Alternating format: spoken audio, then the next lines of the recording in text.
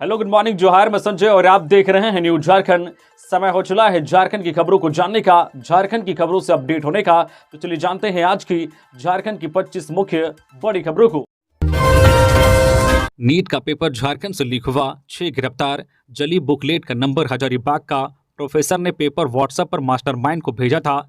NEET exam विवाद में Jharkhand police ने देवघर से शनिवार को 6 लोगों को गिरफ्तार किया है। इन्हें बिहार के पटना ले जाया जाएगा। इस मामले में अब तक 19 लोगों की गिरफ्तारी हो चुकी है। उधर दोनों राज्यों की पुलिस ने बताया कि नीट का पेपर झारखंड से ही लीक होने के सबूत मिले हैं। बिहार पुलिस का कहना है कि 5 मई को नीट की परीक्षा हुई थी। इस दौरान सूचना मिली थी कि कुछ स्टूडेंट्स और सेंटर के पास पेपर पहले से पहुंच गया है और उसे रटवाया जा रहा है। पुलिस जब वहां पहुंची तो जला पेपर मिला और बुकलेट नंबर 61364888 बरामद की गई थी। सूत्रों की माने तो यह बुकलेट हजारीबाग के एक सेंटर की है।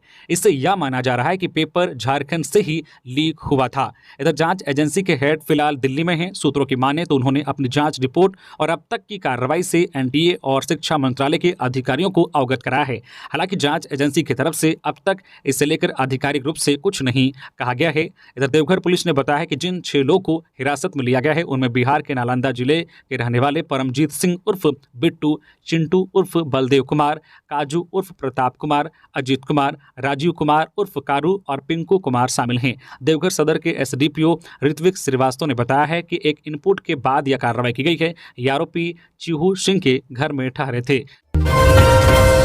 लातेहार में स्कूल का पानी पीने से 20 बच्चों की बिगड़ी तबियत, अस्पताल में भर्ती। झारखंड के लातेहार में स्कूल में पानी पीने से 20 बच्चे बीमार हो गए हैं।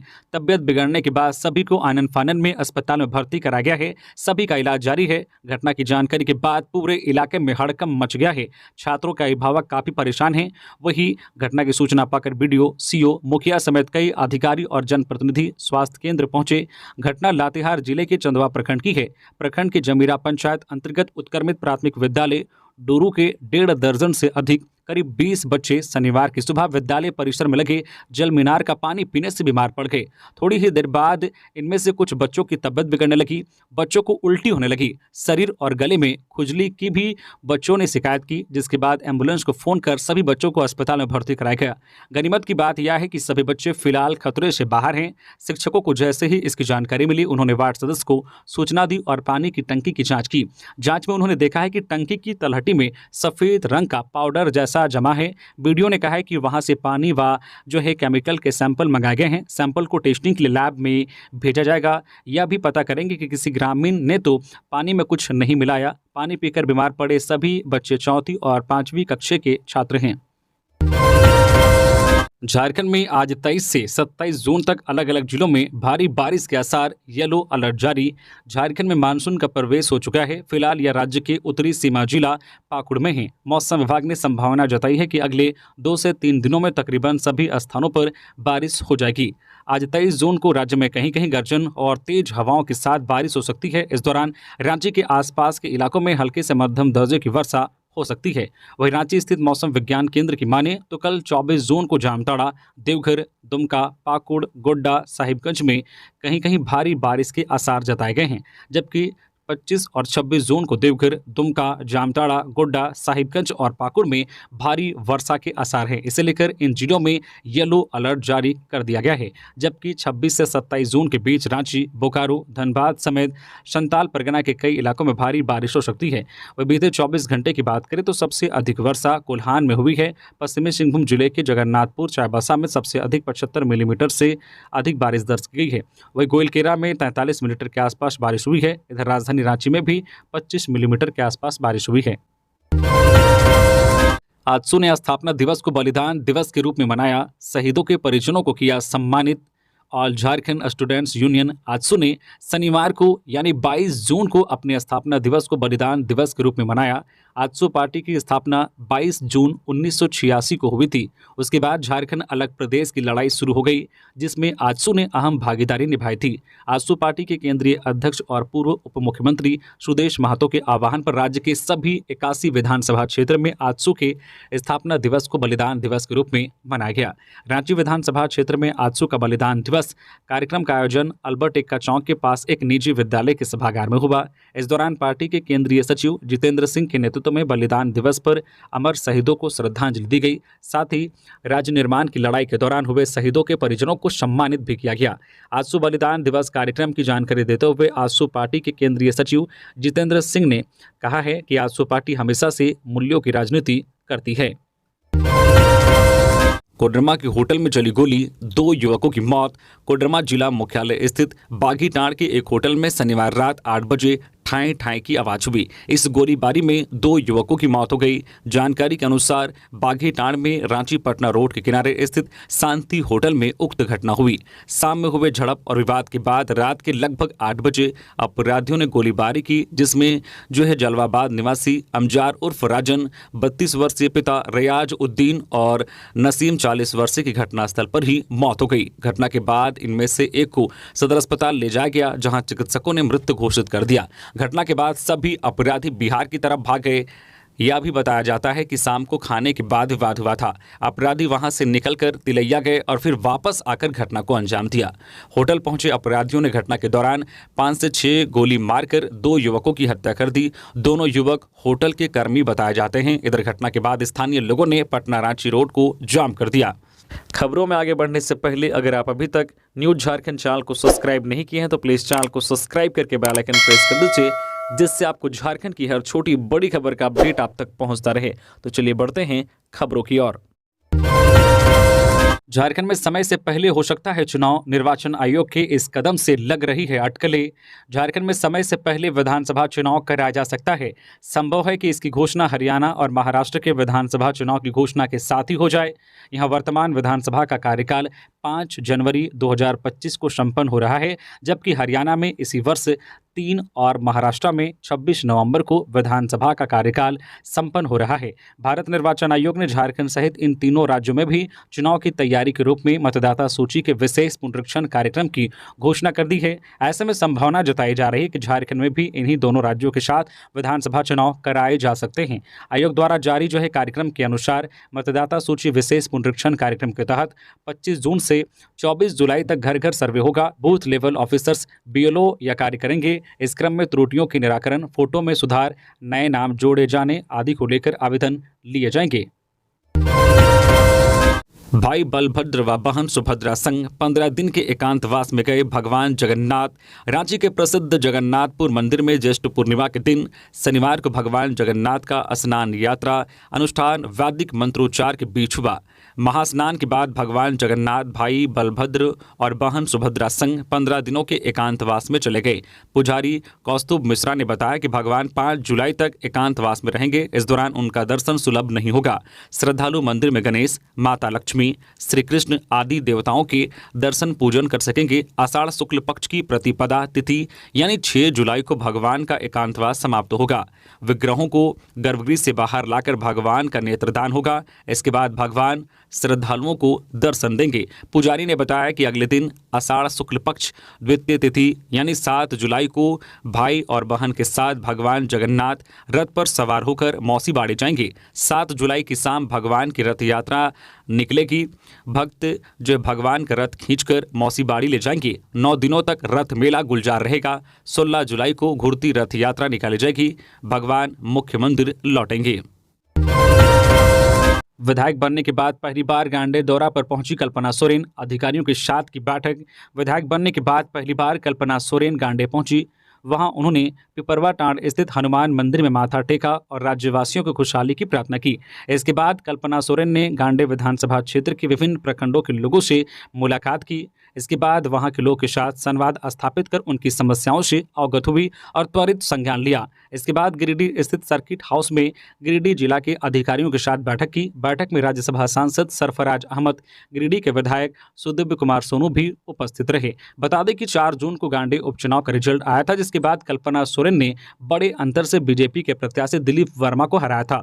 10 जून को कल्पना सोरेन ने विधायक पद की शपथ ली थी। गौरतलब है कि 31 दिसंबर को गांडे के विधायक डॉक्टर सरफराज अहमद ने गांडे सीट से इस्तीफा दे दिया था, जिसके बाद यह सीट खाली हुई थी और वहां उपचुनाव कराया गया, जिसमें कल्पना सोरेन ने जीत दर्ज की थी।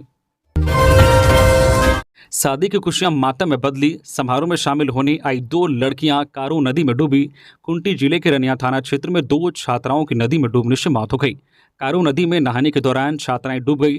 दोनों को बाहर निकालकर अस्पताल ले जाया गया, लेकिन रास्ते में ही उनकी मौत हो गई। मृतक की पहचान असरिता तिरु और जेनल रानी कोनगाड़ी के रूप में की गई है। जेनल अपने परिवार के साथ शादी समारोह में शामिल होने के लिए गई थी। इनकी मौत के बाद शादी वाले घर में मातम फैल गया है। परिजनों का रो रो कर बुरा हाल है। सूचना पाकर झामू नेता सुदीप गुड़िया वहां पहुंचे और परिजनों को ढाढ़स बंधाया। घटना को लेकर मिली जानकारी के अनुसार खूंटी जिले के रनिया थाना क्षेत्र के जराटोली निवासी जेम्स जेनेट कोंगाड़ी के घर में गुरुवार को शादी समारोह था। जेनल अपने परिवार के साथ शादी समारोह में शामिल होने के लिए गई थी। शनिवार को जेनल असरिता और उसकी मां मरियत तिरु कारो नदी में गई। मरियत नदी किनारे कपड़ा धो रही थी और असरिता और जेनल नदी में नहा रही थी। नहाने के दौरान दोनों गहरे पानी में डूब गई। कड़ी मशक्कत के बाद दोनों को नदी से बाहर निकाला गया। सूचना पाकर झामू नेता सुदीप गुड़िया वहां पहुंचे और दोनों को एम्बुलेंस एवं निजी वाहन से रेफरल अस्पताल लाया गया, लेकिन अस्पताल पहुंचने के पूर्व ही दोनों की मौत हो गई। ईडी समन की अवहेलना मामला। एमपी एमएलए कोर्ट में चल रही याचिका को निरस्त करने की अपील। हाईकोर्ट में चल रही सुनवाई 12 जुलाई को फिर बैठेगी कोर्ट। ईडी की ओर से जमीन घोटाला मामले में पूर्व सीएम हेमंत सोरेन को 11 समन भेजा गया था, जिसमें से 2 समन पर ही वे उपस्थित हुए। उनके इस कदम को समन की अवहेलना मानते हुए ईडी ने याचिका दायर की है, जिसकी सुनवाई एमपी एमएलए कोर्ट में चल रही है। पूर्व सीएम हेमंत सोरेन की ओर से इस याचिका को निरस्त करने को लेकर झारखंड हाईकोर्ट में याचिका दायर की गई है। इस याचिका पर शनिवार को सुनवाई हुई। सुनवाई के दौरान जवाब देने के लिए हेमंत सोरेन की ओर से अदालत से गुजारिश की गई, जिस पर कोर्ट ने समय देते हुए 12 जुलाई को अगली तारीख रखी है। आईपीएस अफसरों को दी गई भारतीय न्याय संहिता की जानकारी 1 जुलाई से होगी लागू। 1 जुलाई 2024 से आईपीसी अब भारतीय न्याय संहिता कहलाएगी। भारत के सभी थानों में अब आईपीसी की धारा लागू नहीं होगी, बल्कि 1 जुलाई से सभी मामले बीएनएस भारतीय न्याय संहिता के तहत दर्ज किए जाएंगे। झारखंड में पदस्थापित सभी आईपीएस अधिकारी भारतीय न्याय संहिता की पूरी जानकारी ले रहे हैं, ताकि आगे काम करने में आसानी हो। झारखंड के डीजीपी अजय कुमार सिंह खुद आईपीएस अधिकारियों को प्रशिक्षण देने के लिए खेलगांव स्थित पुलिस ट्रेनिंग पहुंचे, जहां अजय कुमार सिंह ने जो आईपीएस अधिकारियों को भारतीय न्याय संहिता की खास बातें बताई। शनिवार को चल रहे प्रशिक्षण सत्र में झारखंड के सभी जिलों के पुलिस अधीक्षकों और राज्य में पदस्थापित सभी आईपीएस अधिकारियों को भारतीय दंड संहिता की धाराओं के बारे में जानकारी दी गई। जमशेदपुर में 7 साल की बच्ची के साथ ट्रेन में रेप। मासूम की हालत गंभीर, चॉकलेट दिलाने के बहाने ले गया था साथ। जमशेदपुर में एक 7 साल की बच्ची के साथ रेप हुआ है। बच्ची को आरपीएफ ने यार्ड में खड़ी एक ट्रेन से बरामद किया है। बच्ची की हालत गंभीर बताई जा रही है। उसके प्राइवेट पार्ट में चोट के निशान हैं। उसे रेलवे अस्पताल में भर्ती करा गया है। बताया जा रहा है कि बच्ची घर के बाहर खेल रही थी। इसी दौरान चॉकलेट देने के बहाने बुलाकर उसके साथ दरिंदगी की। मिली जानकारी के अनुसार बच्ची मूल रूप से ओडिशा के कटक की रहने वाली है। यहाँ टाटानगर रेलवे स्टेशन पर भीख मांगने का काम करती है। पीड़िता की मां ने बताया कि वे लोग स्टेशन परिसर में भीख मांगकर गुजारा करते हैं। बच्ची स्टेशन के बाहर खेल रही थी। इसी दौरान एक व्यक्ति आया और उसे बिस्किट खिलाया। उस व्यक्ति ने बच्ची को चॉकलेट देने के बहाने अपने साथ ले गया, जिसके बाद काफ़ी देर तक उसकी बच्ची घर नहीं लौटी। काफ़ी तलाश के बाद भी बच्ची का पता नहीं चला। थोड़ी देर बाद पुलिस ने उसे सूचना दी कि उसकी बच्ची के साथ बलात्कार हुआ है। बच्ची ने पुलिस को बताया कि आरोपी उसे एक बोगी में ले गया और उसके साथ गंदा काम किया। वह चीखती रही, पर सन्नाटा होने की वजह से कोई भी उसे बचाने नहीं आया। रेल एसपी परवीन पुष्कर के अनुसार आरोपी कटक का रहने वाला है और सुबह ही उत्कल एक्सप्रेस से टाटानगर स्टेशन पहुंचा है। पुलिस ने आरोपी को गिरफ्तार कर लिया है। आरोपी के अनुसार वह नौकरी की तलाश में जमशेदपुर आया है। आजसू पर जयराम महतो की नज़र। जेबीकेएसएस की नज़र उन सीटों पर जहां आजसू पार्टी है मजबूत। झारखंडी भाषा खत्यान संघर्ष समिति जेबीकेएसएस के प्रणेता जयराम महतो झारखंड विधानसभा चुनाव 2024 में आजसू पार्टी के वोट बैंक में सेंधमारी की तैयारी में है। जयराम महतो 9 सीटों पर फोकस कर रहे हैं, जहां आजसू पार्टी अपने आप को मजबूत मानती है। इसमें सिल्ली, ईचागढ़, मांडू, रामगढ़, गिरिडीह, डुमरी, गोमिया, हजारीबाग और बाघमारा सीट पर मुख्य है। नेता निर्मल महतो, विनोद बिहारी महतो, सुधीर महतो, शैलेंद्र महतो, टेकलाल महतो, सुदेश महतो के बाद अब जयराम महतो राजनीति के उभरते हुए नेता है। झारखंड अलग राज्य के गठन और आंदोलन में सुदेश महतो तेजी से उभरे थे। झारखंड विधानसभा चुनाव में 5-5 विधायक जीत कर लाने वाले सुदेश महतो खुद जो अपनी गृह सीट सिल्ली से 2 बार चुनाव हार गए। 5 से खिसककर पार्टी 2 सीटों पर सिमट गई थी। वर्तमान में सुदेश महतो आजसू पार्टी के प्रमुख हैं। अलग राज्य के गठन के पहले से लेकर झारखंड बनने के 15 से 18 साल तक सुदेश महतो और आजसू पार्टी की राजनीतिक गलियारे में प्रमुख रही। लगातार हर सरकार में इनकी भागीदारी रही थी। अब झारखंड आंदोलन के कृष्ण प्रसाद महतो के पुत्र जयराम महतो अब तेजी से उभर रहे हैं। जयराम महतो के नजदीकी यह बताते हैं कि आजसू पार्टी और उनके सुप्रीमो सुदेश महतो ही उनके निशाने पर हैं। 24 के विधानसभा चुनाव में हम लोग किंग मेकर की भूमिका में रहेंगे। यही कारण है कि अचानक से जयराम महतो झारखंड के तमाम बड़े राजनीतिक दल जैसे भाजपा, कांग्रेस और झामुमो की पसंद बन गए हैं। हजारीबाग में 20 फीट गहरे गड्ढे में गिरी कार, 3 घायल। हजारीबाग के चौपारण के सियरकोनी टर्निंग में एक बलिनो कार बेकाबू होकर सड़क से करीब 20 फीट नीचे खाई में गिर गई। इस घटना में कार सवार 3 लोग घायल हो गए। कार सवार 2 लोगों को हल्की चोट आई है, जबकि कार चालक के सिर में गहरी चोट आई है। घायलों में विजय कुमार 45 वर्षीय, संतोष कुमार 40 वर्षीय और मुन्ना कुमार 42 वर्षीय शामिल हैं। तीनों बिहार के आरा जिले के भोजपुर के रहने वाले हैं। ये लोग भोजपुर से बलेनो कार पर सवार होकर रांची जा रहे थे। इसी क्रम में पीके होटल के समीप टर्निंग के पास सड़क पर बालू रहने के कारण कार अनियंत्रित हो गई और पलटकर खाई में जा गिरी। दुर्घटना की जानकारी मिलने के बाद NHI एम्बुलेंस टीम मौके पर पहुंची और तीनों घायलों को इलाज के लिए नजदीकी स्वास्थ्य केंद्र पहुंचाया। तीनों घायलों के परिजनों को घटना की जानकारी दे दी गई। घर से 50 मीटर दूर युवक का मिला शव, परिजनों का आरोप पड़ोसियों ने घर से ले जाकर की हत्या, फिर फेंक दिया शव। गिरिडीह मुफस्सिल थाना क्षेत्र स्थित महेशपुर गांव के बरमसिया में एक युवक की हत्या कर दी गई है। युवक की हत्या किसी केमिकल एसिड डालकर करने की बात कही जा रही है। मृतक 35 वर्षीय संदीप मंडल था। घटना के बाद मुफस्सिल थाना प्रभारी श्याम किशोर महतो दलबल के साथ घटनास्थल पर पहुंचे और शव को कब्जे में लेकर पोस्टमार्टम के लिए सदर अस्पताल भेज दिया। साथ ही पुलिस घटना की जाँच में जुट गई है। घटना के संबंध में मृतक के चाचा फागू मंडल ने बताया कि संदीप मंडल शुक्रवार को नए घर पर काम करवा रहा था। इस बीच दोपहर में जब मजदूर खाना खाकर लौटे तो देखा कि संदीप की बाइक लगी हुई है, लेकिन संदीप नहीं है। इसी बीच बारिश शुरू हो गई। बारिश के छूटने के बाद भी जब संदीप नहीं आया तो लोगों ने खोजबीन शुरू कर दी। इस दौरान संदीप का मोबाइल भी लगातार बंद आ रहा था। वही रात 9 से 10 बजे के बीच घर से 50 मीटर की दूरी पर संदीप का शव मिला। बताया कि 31 मई को बोरिंग करने को लेकर पड़ोस के ही कुछ लोगों के साथ संदीप का विवाद हुआ था। उस वक्त भी उक्त लोगों ने संदीप पर हमला कर उसे घायल कर दिया था। मामले को लेकर दोनों पक्ष की तरफ से FIR भी दर्ज कराई गई थी। उन्होंने आशंका जाहिर करते हुए कहा कि उक्त लोगों ने ही संदीप को पहले उसके निर्माणाधीन घर से उठाकर ले गए और उसकी हत्या कर दी। फिर रात में अंधेरा होने के बाद लाश को फेंक दिया गया।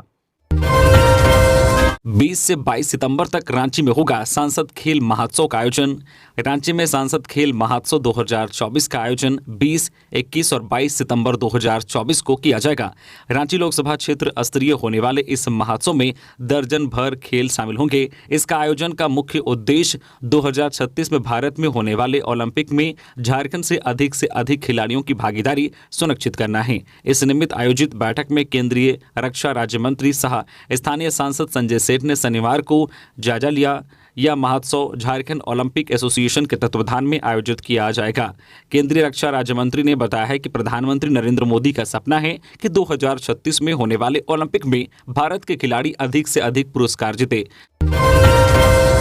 कबीर जयंती पर निकाली गई भव्य शोभा यात्रा, झांकी के साथ किया गया नगर भ्रमण, बड़ी संख्या में श्रद्धालु हुए शामिल। गिरिडीह शहर में शनिवार को सदगुरु कबीर जयंती के अवसर पर झांकी के साथ साथ शोभा यात्रा निकाली गई। शोभा यात्रा सिरसिया स्थित कबीर आश्रम से निकाली गई, जो शहर के मुख्य चौक चौराहा से भ्रमण करते हुए समाप्त हुआ। शोभा यात्रा में भारी संख्या में श्रद्धालु शामिल हुए। इस दौरान सामाजिक संदेश की झांकी के साथ शोभा यात्रा में महिलाएं, युवा और पुरुष हाथ में भगवा ध्वज लेते हुए चल रहे थे। भाजपा नेताओं ने राज्य सरकार को पानी बिजली की सुविधा उपलब्ध कराने में बताया विफल, किया आक्रोशपूर्ण प्रदर्शन। भाजपा नेताओं ने पानी और बिजली की सुविधा उपलब्ध कराने में राज्य सरकार को विफल बताया है। झारखंड के पलामू का इलाका भीषण गर्मी की चपेट में है और यहां के लोग पेयजल की संकट से जूझ रहे हैं। मानसून नज़दीक है, लेकिन किसानों के लिए खाद और बीज उपलब्ध नहीं है, यह कहना है भारतीय जनता पार्टी के नेताओं का। भारतीय जनता पार्टी के नेताओं ने आमजन के मुद्दों को लेकर शनिवार को आक्रोशपूर्ण प्रदर्शन किया। पलामू प्रमंडलीय मुख्यालय मेदिनीनगर के सिंचाई मैदान से भाजपा के नेताओं ने रैली निकाली थी। रैली शहर के विभिन्न मार्गों से भ्रमण आगमन करते हुए पलामू समाहरणालय पहुंची, जहां आक्रोशपूर्ण प्रदर्शन में तब्दील हो गई। भारतीय जनता पार्टी के इस प्रदर्शन में पार्टी के प्रदेश महामंत्री मनोज सिंह, विधायक डॉक्टर शशिभूषण मेहता, आलोक चौरसिया, पुष्पा देवी, जिला अध्यक्ष अमित तिवारी, सुरेश विश्वकर्मा समेत कई टॉप भाजपा नेता मौजूद थे। धनबाद से 3 साइबर अपराधी गिरफ्तार, आरोपियों के पास से मिले पासबुक से 1 करोड़ रुपए के ट्रांजैक्शन का हुआ खुलासा। धनबाद के कोयलांचल में सक्रिय साइबर अपराध का मामला बढ़ता ही जा रहा है। ऐसी घटनाएं आए दिन सुनने को मिलती है। साइबर अपराधी अलग अलग तरीके से लोगों को ठगने का काम कर रहे हैं। इसी बीच जिला पुलिस ने ऑनलाइन गेमिंग के माध्यम से लोगों के साथ ठगी करने वाले 3 शातिर साइबर अपराधी को गिरफ्तार किया है। वही साइबर अपराधी के पास से एक बैंक पासबुक बरामद हुआ है, जिससे 1 करोड़ रुपए के ट्रांजैक्शन का खुलासा हुआ है। मामले की जानकारी देते हुए सिंध डीएसपी भूपेंद्र प्रसाद रावत ने बताया कि वरीय पुलिस पदाधिकारी को गुप्त सूचना मिली थी कि रविरंजन कुमार ठाकुर जो है बनियाहिर 10 नंबर थाना झरिया का रहने वाला है, या कुछ लोग के साथ मिलकर ऑनलाइन गेम, ठगी, फ्रॉड, साइबर फ्रॉड, मोबाइल ठगी, फर्जी एटीएम कार्ड, फर्जी सिम कार्ड जो है बनाकर लोगों को झांसा देकर ठगी करने का काम कर रहा है। एसएसपी के निर्देश पर सिंदरी इंस्पेक्टर के नेतृत्व में एक छापेमारी दल का गठन किया गया। इसके बाद आरोपियों को पकड़ने के लिए छापेमारी शुरू की गई, जिसके बाद ये कार्रवाई की गई है। दुमका में हाईटेंशन तार की चपेट में आई बस, चालक और खलासी झुलसे। दुमका जिले के दिग्घी ओपी क्षेत्र अंतर्गत श्री अमड़ा में एक बड़ा हादसा हुआ है। दरअसल हाईटेंशन तार की चपेट में बस आ गई, जिससे बस धो कर मौके पर ही जल गई। इस घटना में 2 बस कर्मियों के झुलसने की भी सूचना है, जिसे इलाज के लिए अस्पताल भेजा गया है। घटना को लेकर बताया जा रहा है कि शिव शक्ति बस बारात लेने तिलियाचक नावाडी जा रही थी। इसी दौरान ग्रामीण सड़क में बस हाईटेंशन तार की चपेट में आ गई, जिसके बाद देखते ही देखते पूरी बस जल गई। अच्छी बात यह रही कि बस खाली थी। कड़ी मशक्कत के बाद 2 बस कर्मियों को बस से निकालकर मेडिकल कॉलेज अस्पताल भेजा गया। सूचना मिलते ही दमकल की गाड़ी मौके पर पहुंची और आग पर काबू पाया।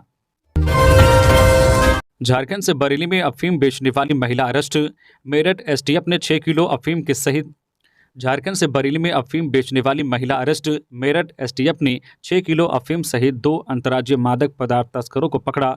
मेरठ एसटीएफ यूनिट ने गैर राज्यों में अवैध तरीके से नशीले पदार्थों की तस्करी करने वाले गिरोह के 2 साथीरों को गिरफ्तार किया है। टीम बरेली से दोनों को पकड़कर लाई है। इनमें एक महिला भी शामिल है, जो मूल रूप से झारखंड की रहने वाली है, लेकिन दूसरे राज्यों में नशीले पदार्थों की तस्करी करती है। लंबे समय से एसटीएफ इन लोगों की तलाश में जुटी थी।